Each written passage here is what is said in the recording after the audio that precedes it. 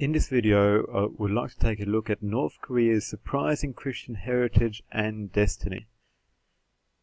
We hear a lot about North Korea in the news, we hear about its nuclear threats, we hear about the tyrannical regime of Kim Jong-il and Kim Il-sung and the Kim dynasty. But many would be surprised to know that North Korea has a tremendous Christian heritage. And not only that, but the Kim dynasty itself comes from a strong Christian family. Pyongyang, the capital of North Korea, today known as the center from which this family rules, was once the capital and the center of revivals that spread out all across Korea. There was a Protestant mission opened here in 1895, and there were wave after wave of people becoming believers. And it culminated in the Great Revival in 1907, called the Pyongyang Revival. This spread out from Pyongyang and touched the surrounding area and the whole nation of Korea. And the fruit of it was long-lasting. By 1910, there were 60,000 believers in Pyongyang in the Presbyterian Church alone. By 1948, there were 2,000 churches throughout Korea, and they were predominantly located in the north. Postcards from the time showed pictures of evangelists reaching out and sharing the gospel on the streets, instead of the traditional pictures of scenic areas and North Korean culture. The evangelism was so prevalent that it became featured on postcards from the time. So God did something amazing in Pyongyang and in North Korea at that time. But what went wrong? Let's have a look at the Kim family dynasty. Because the thing is, not only did Christianity impact Korea, but also the Kim family was deeply impacted by the waves of revival in the area. This is a picture of Kim Il-sung's father, Kim Hong-yik, an elder in the Presbyterian Church. And his grandfather, so Kim Il-sung's grandfather, was a minister. Kim Il-sung is known as the founder of North Korea, but he, when he was a young child, was an accomplished organist playing in the church for his father and grandfather. How did young Kim turn so radically against the Christian faith of his parents? He was raised in church. What happened? Well, here he is as a rebel leader, and as a young man, he took note of how the Western missionaries in Korea lived a decadent lifestyle, while he noticed that the Koreans were struggling to barely put food on the table. In addition, there was a sad episode in his life when his family were forced to flee Korea because of the Japanese authorities. And while they were seeking refuge in China, one day his father was kidnapped by the Japanese soldiers, and the local Christians, they gathered around and they prayed fervently. But Kim's father never returned. Perhaps this was what scarred young Kim, and he turned away with resentment away from Christianity.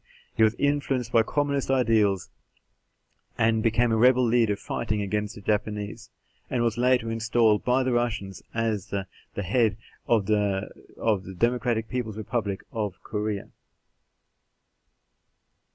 Pyongyang's status as the Jerusalem of the East, as it was called because of all the Christian work going on there, came to an end in 1948 with the rapid closure of churches, confiscation of church properties under Kim Il-sung. It's horrible to see how this young man turned away from his Christian heritage and became a ruthless persecutor of the faith of his forefathers. Today his son and his grandson are following in the same footsteps, and millions of Koreans are suffering from Kim's fateful decision to turn away from the God of his fathers.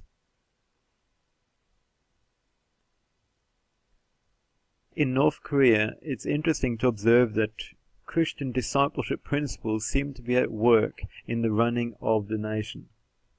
In Christian circles, Bible study groups, worship songs, confession of sins are all important to develop strong, committed disciples. And even though Kim turned his back on Christianity, it seems that his regime deliberately chose to employ some of these methods in building up and strengthening their leadership of the nation.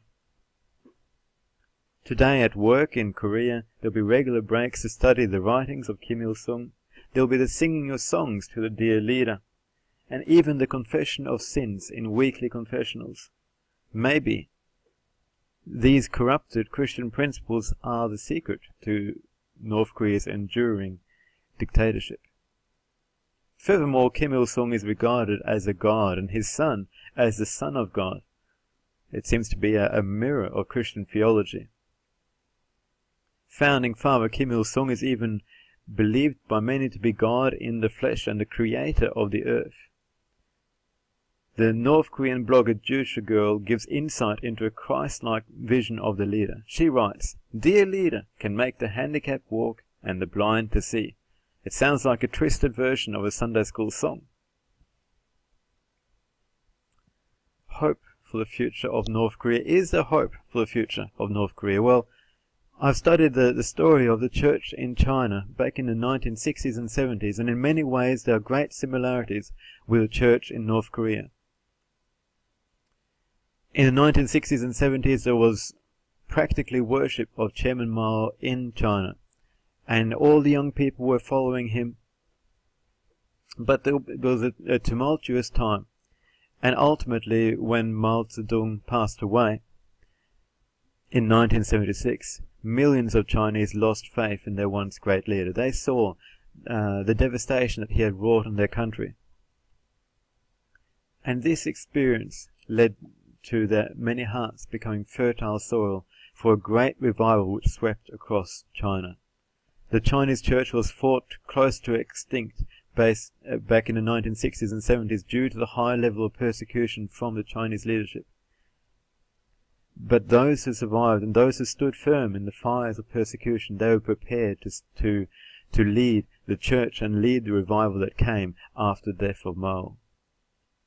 Today there are 300,000 believers in North Korea according to Open Doors.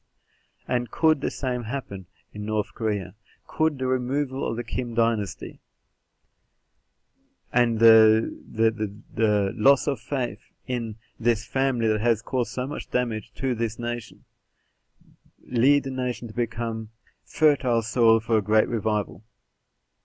And can these North Korean believers who are standing firm in the face of tremendous persecution become those who will head up the revival to come? Let us remember to pray for North Korea as we hear about them in the headlines. Not forget that God has a plan for this nation, that they have a Christian heritage, and I believe there is a destiny for this nation to turn to God.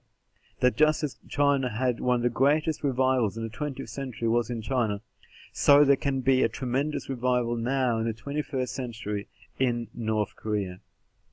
So let's pray for this people. Let's pray for revival in the midst. Let's pray for the missionaries who are working in the underground church of China, in particular working to reach out to North Korea. For those who would like more information, I recommend the book Back to the Jerusalem of the East by Eugene Bach and Luther Martin.